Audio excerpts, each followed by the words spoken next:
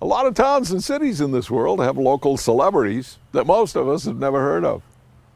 Think of the name of your local school or library. Who was the person the library was named for?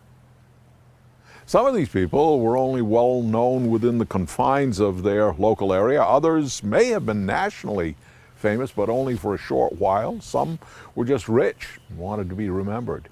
I was reading the history of the town of Ellsworth, New Hampshire, this town. I came on the name of Clarence Moores Weed.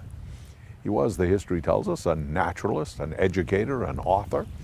He was well known in the first half of the 20th century, taught at the New Hampshire School of Agriculture.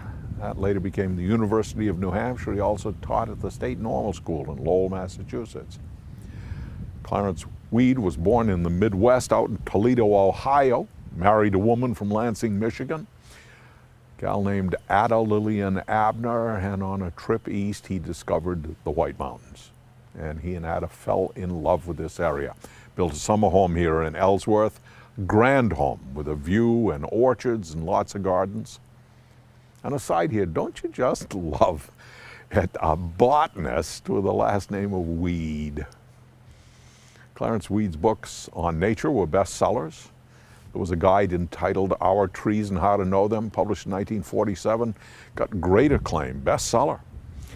He also wrote books on butterflies and seeds and farming and zoology and insects and wildflowers. There were kitchen calendars that featured images and quotations from his book. I went out on the internet, Googled his name, came up with a dozen of his books that were for sale. And some, like the School Garden book, are still in print. Clarence Moores Weed died in 1947.